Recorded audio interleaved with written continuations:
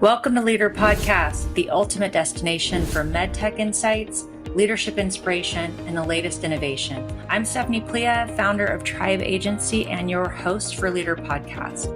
Welcome to episode 16 of our special Dry January series on Leadr Podcast, where we dive into AA, but it's a different kind of AA.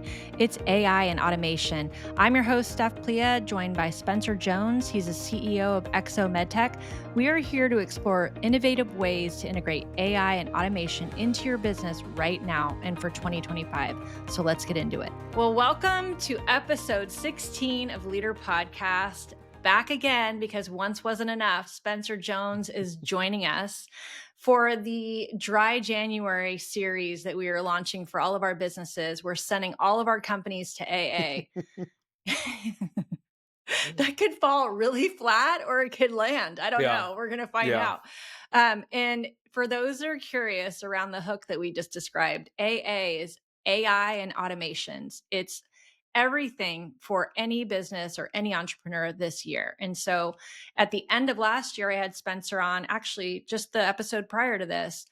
And we were talking about, we have so much to talk about with respect to AI and automations. There's so much going on. It's literally like a moving train, and we both want to implement as much as possible without losing the personality of our businesses to just make life easier and be uber productive and obviously give back some of our time so that we can focus on things we really care about, which is scaling our organizations, doing things that we find joy in, and then really delegating out all of the things that could be sent to ChatGPT or any other AI platform, and then also automating whatever can be automated. So you're not burdening your team or yourself with mundane tasks. So that was really the motivation of not only launching January as the AA series for businesses for Leadr Podcast, but also I'm doing an entire email series and a blog series on all things AI and automation. So check out our email, check out our blog, check out Leadr Podcast. I know Spencer's got Exo MedTech. And by the way, he's also nursing a little bit of a cold. So we're going to be patient with him. If he coughs, we'll try to mute it or edit it out. Okay. Well, anyway, Spencer, welcome. I'm excited to have this conversation with you on these two topics today.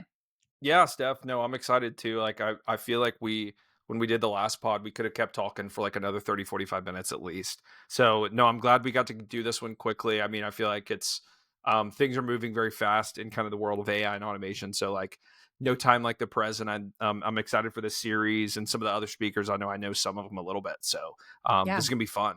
Yeah, I agree. So let's talk about just, our businesses. Have you looked at anything differently in 2025? Let's say you were writing your business plan for, you have a couple companies, but with the companies that you have full ownership of, any thoughts on like implementation of different practices for AI or automations or both? One of the big things, right? A couple of companies I'm working with are fundraising. And I think, one of my big pain points around fundraising is just the incessant applications that you have to fill out, and they're all slightly different. And, it's like, even if it's the same question, it'll be, oh, give this to me in 250 characters or 450 words or less than 1,000 characters. So one of the things that I'm wanting to, that I'm kind of recommending and doing is using kind of the project context features like Claude, right? You can upload documents to create that project. So uploading your 5-year business plan, even like a CSV or your pro forma, executive summary, a full PDF of when you answered all of these questions before, right? For multiple. So kind of creating that project context, and then say you've got another diligence questionnaire and you're like, man, this is like almost identical. But then using that, just chatting with it, question to question to question, and saying, using all in it, you don't even have to like be specific because it's in that project, it knows. You can just be like, answer the following questions and just start copy and pasting those. And it's going to be all your answers. It's just using that LLM to help format it better. So that's kind of one way I see using it. One of my big use cases is around fundraising. In essence, there's so many applications you have to fill out. And when you're doing those applications, it's usually the same questions in slightly different angles or slightly different word counts or character counts that they're asking for the responses in. So Claude has that project feature, and other LLMs have it too. I just really love Claude. But you just load in your 5-year business plan, questionnaires that you've answered before, basically all of that relevant context that you have. load all that in, and then you can just copy paste those questions from whatever new diligence applications you have to submit. And you're just using the LLM to help you format. That was a really easy one. I think Let's explain summarization. LLM. Sorry to interrupt you. Yeah. I know what it is, but for people who don't, you're very Yes. techy. So LLM, what does that mean? Large language model. So Chat GPT, Claude.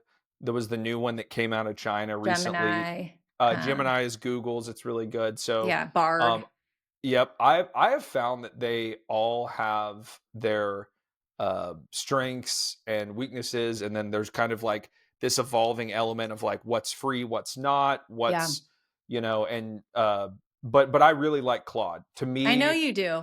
I want to understand that. Yeah, I want to understand that because I'm an OG of ChatGPT. I think I wasn't definitely not the first or an early adopter, but I had it at like, I don't know, a year, at least a year ago, maybe a year and a half ago.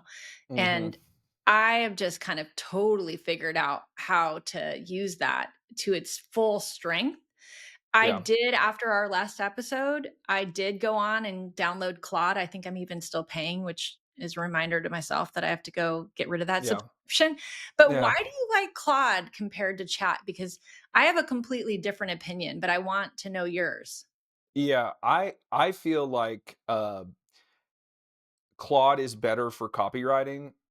Claude, for one, it has like you can always tell the LLM like, "Hey, I want you to come across more formal or more explanatory or more Yeah. concise or whatever." But I feel like Claude has like kind of 4 settings. You can tell it just like a click of the button how you want the response to be. But I feel like with copywriting, it comes across a little bit more natural and human. I also think the like when you give it context to work off of, it like really uses it well. Like we have an entire copywriting project where we've loaded in our rules for writing and example posts and other types of styles in writing we like, Mhm. and we'll just be like, write me a LinkedIn post for this. Right. And what it spits out is like usually like, damn, that's pretty good. And then like we edit everything, right? Like you Minor always have to tweaks. edit Yeah. and tweak, but and not to say that it's like so far superior to Chat GPT. I think the project feature is pretty clean with Claude. I know you can upload documents with Chat GPT, but like in I think Chat GPT's version of that is creating a GPT. You know what I mean? And Yeah. Claude's is kind of just like a little bit easier to do. But I personally prefer Chat GPT. Like I was doing like some technical product development project where I was trying to figure out if I, heat shielded and insulated this, wireless drill with this thickness of this material, like what would the internal temperature be? So a lot of physics work and stuff like that. That's when I like using ChatGPT because I think Yeah. the physics and the logic there are better. Yeah.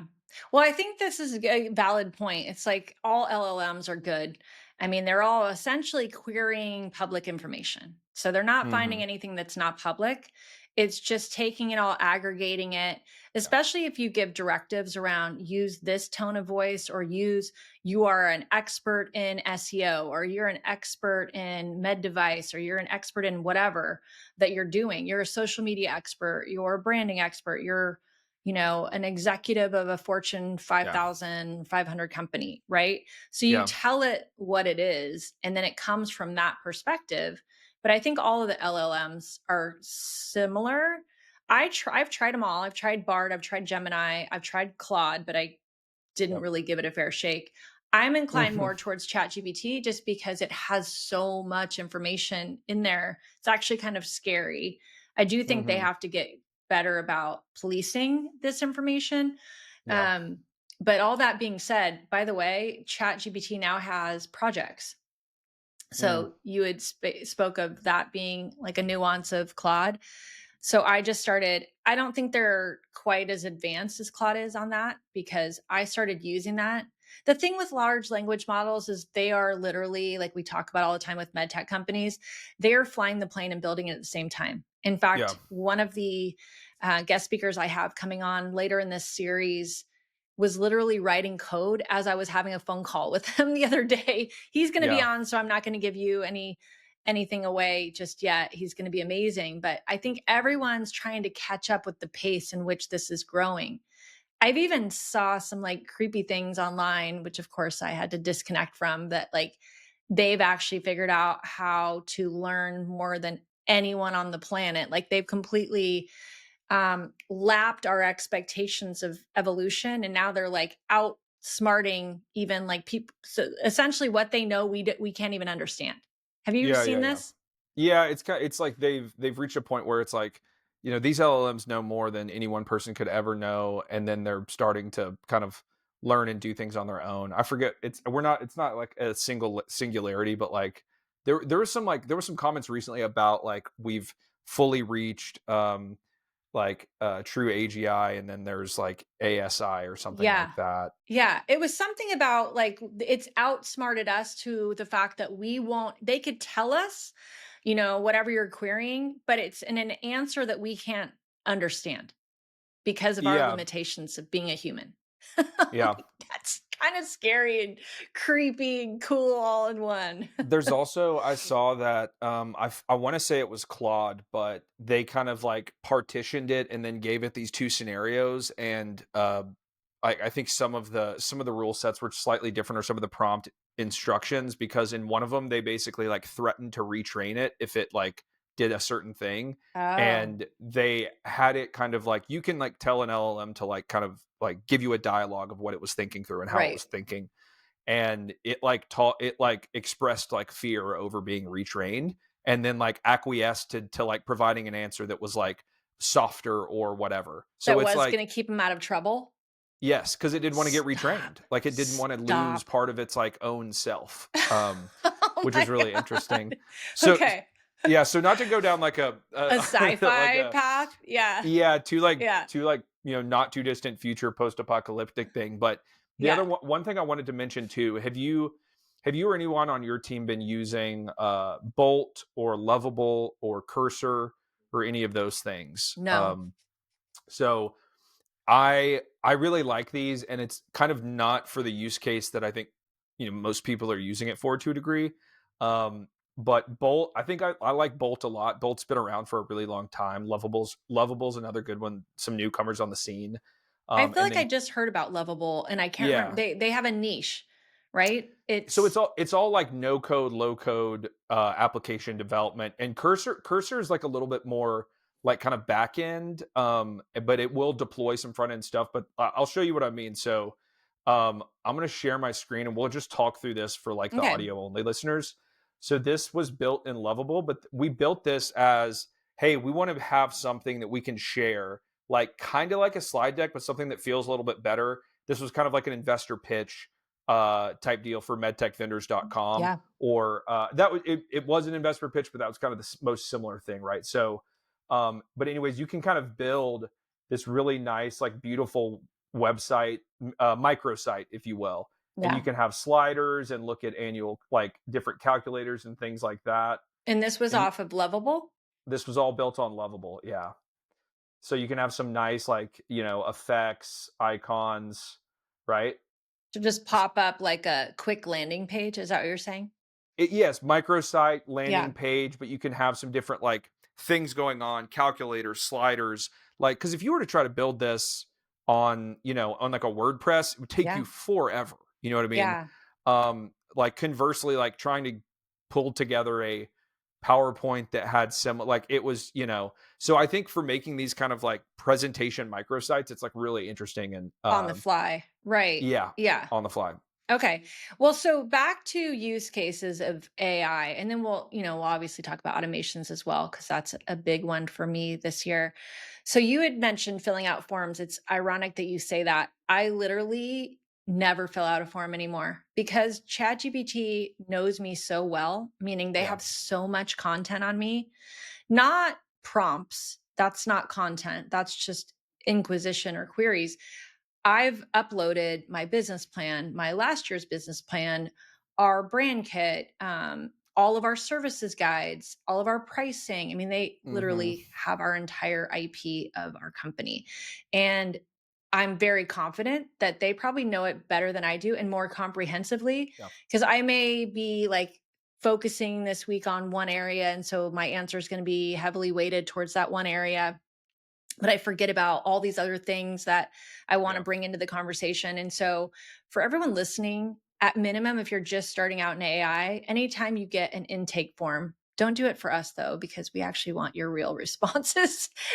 I send a Yeah. lot of intake forms to my clients, and I'm like, they're going to be like, oh, here's one that I can do for ChatGPT. Yep. So, for just mundane stuff, Yeah. there was like an article the other day that someone had sent over to me and said I was in the running for. I'm sure it was a total scam, but it was like a 5-question deal. And I literally just copied and pasted it while I was in carpool. And Hmm. I use my mobile chat GPT more than I use the desktop version, because if Yeah. I'm at a Same. soccer game, or I'm like even sometimes in the bath, or like not driving, but like sitting in carpool, I'll just, you know, run things that are in my Yeah. brain and just start going back and forth with chat on it. It's like a secondary employee, but that knows everything you've told it up to this point. They don't forget anything. It's just amazing. But yeah, simplicity is great for them. Forms, who has time?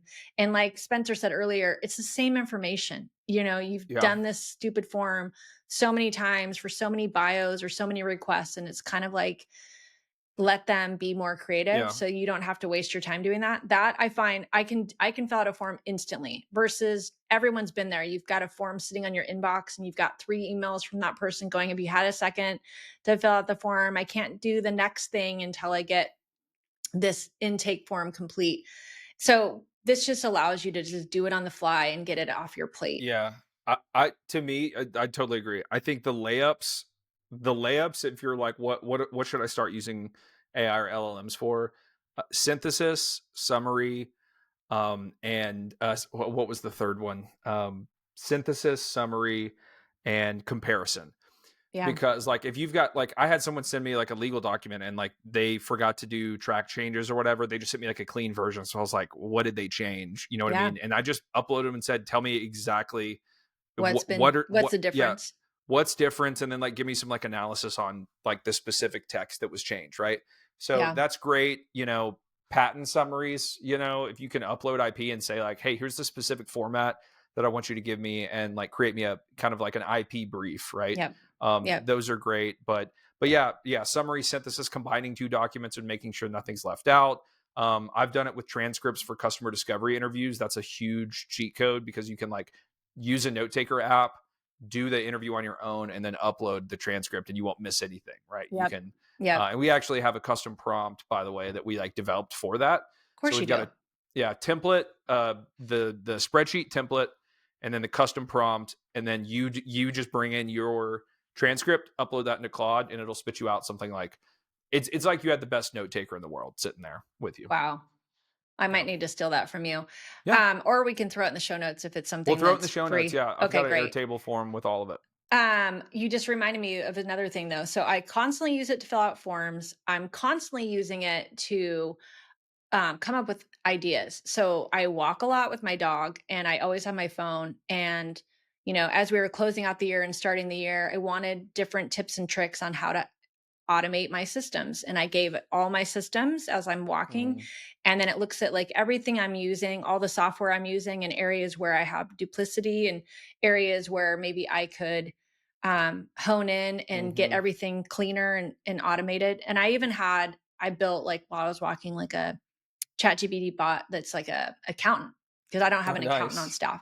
Just to Yeah, like look at where I'm spending money and what my overhead is and things like that. So it's good to have just a partner in crime yeah, where you can just spitball with them about things and ideas, and also just they're going to be blunt because they're not human, so they're just going to say this is horrible. I actually yeah. find they're usually very complimentary, which is kind of annoying.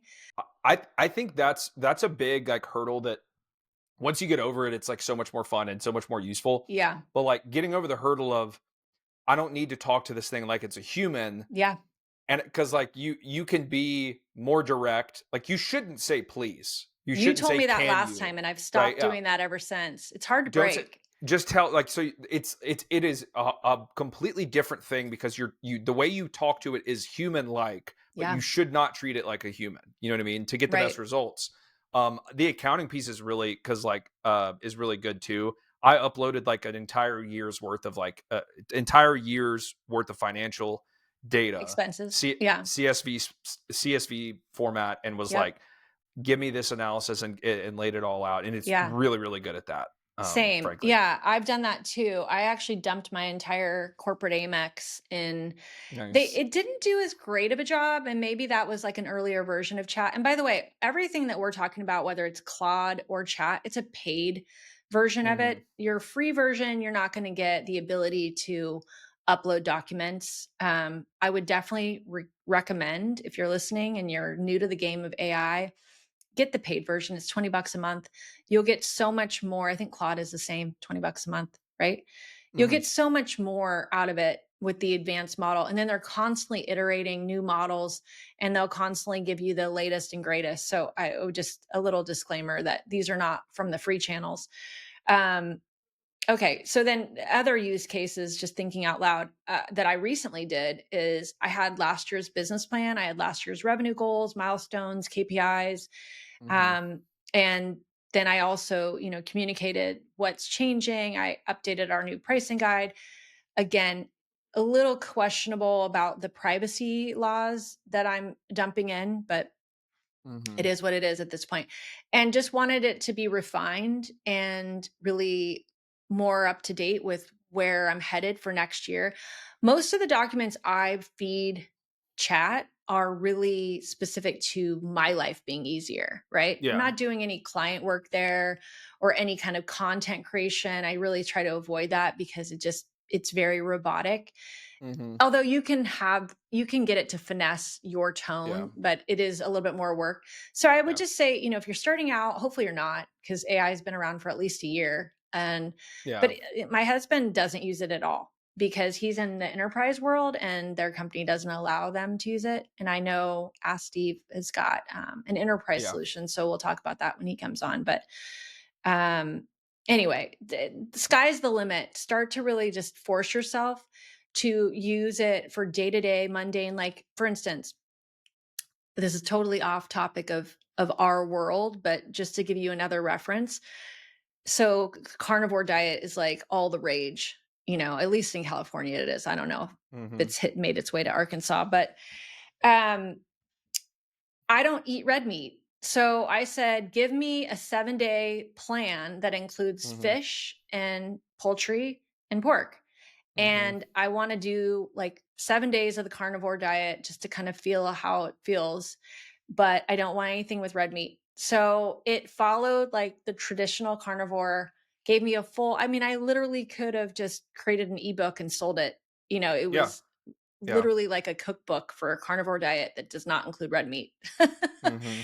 So there's just, and it spits it out in like 5 seconds. So Yeah. it's a no brainer. Anyway, we're getting down like, how do you use it personally? I would say the bigger thing is where I'm really fine tuning Tribe this year is anything that I can insert chat into from an automation perspective. Like, I Yes. think you had mentioned this to me or someone else that prior to getting on a call, um, all of these services, and there's one that we haven't talked about yet, Ask Steve, which again, we've referenced Mm-hmm. a few times. We have the founder of that coming on at the end of the series, but there are different ways you can actually prepare for a call. That's huge for me and probably for Yeah. Spencer. We're on calls all the time. And, whether you use their LinkedIn page as the prompt or some other vessel, maybe it's their website, and give a summary of that person and have it all automated. So you're not actually having to query it. It's coming to you based on your calendar. You can set it up in a long chain automation with Yeah. chat somewhere in the middle, and it's reading the audience, Yes. whatever you're telling, and it's sending it to you via Google email or whatever you've set up. Yeah. So so what we're really talking about here is like agentic AI, where you have an agent that is basically like an AI sitting in the middle of a couple of instructions, and it's making decisions autonomously and taking action Right. autonomously based on triggers and prompts and things. But yeah, I mean, that is kind of I'd like to get more of that going in Same. 2025. Same. It's honestly, Lindy is the one I talked about, right? It'll Yeah. it'll look at your email conversations and then give you a kind of a here's what you last talked about with this person, and here's a breakdown and a summary of them and all this stuff. But they're like, I think that one's even like $90 a month or 99 a month, Yeah. and so you do have to be kind of careful. It's like there's a yes, it's saving you time and there's a time value of money, but at the same time, it's like, It adds up. all of a sudden you're spending like 5 grand a year on these things, and it's like, was it worth it? Was it not? Um, I do think there's a big opportunity for, I think the people that understand how to implement workflow automations and agentic things into their personal lives, but also their professional lives, Yes. are going to have just like a huge advantage for about 18 Huge. months to 2 years before all of Huge. the enterprise solutions Yep. have like fully implemented agentic automation like Yep. into the stuff we use every day. Yep. The sky is the limit on just generic LLM use.